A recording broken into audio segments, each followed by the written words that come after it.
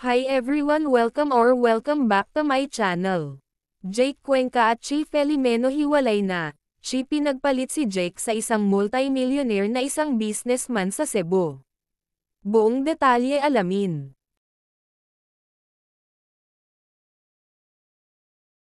Matapos ng 2 taon na pagmamahalan ni Jake Cuenca at Chi Felimeno, ay winakasan na ito ni Jake matapos mabisto ang kanyang live-in partner na si Chi Felimeno, and yes, nag-live-in na sila ni Jake sa isang condominium.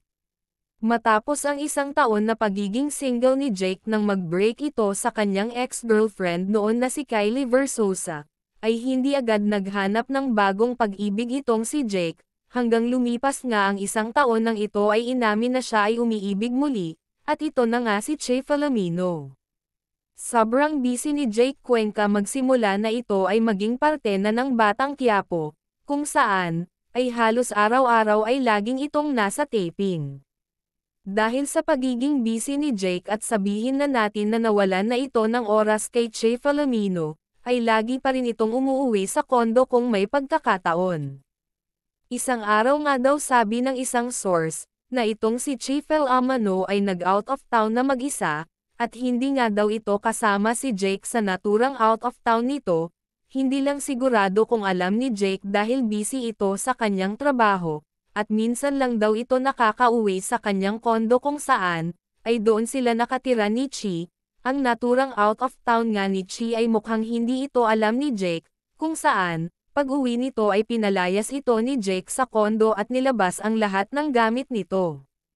Matindi daw kasi ang naging dahilan kung bakit pinaalis ni Jake si Chi, nalaman daw kasi nito na may ibang kasama ito sa ibang bansa, at dinidate na daw kasi itong si Chi Felimeno ng isang mayaman na businessman na taga Cebu, at ang naturang lalaki nga daw nito ay may kasintahan din sa Cebu, pero mukhang hindi alam na may iba itong dinidate. Sabi ng isang source na nakakita sa mismong araw na pinalayas si Chi ni Jake sa kondo nito, ay hindi daw siya agad makapaniwala nang makita niya na nilabas ng driver ang maraming malita. Akala daw ng isang source na may taping na naman si Jake, ito kasi ang lagi niya nakikita kapag may dalang malita si Jake.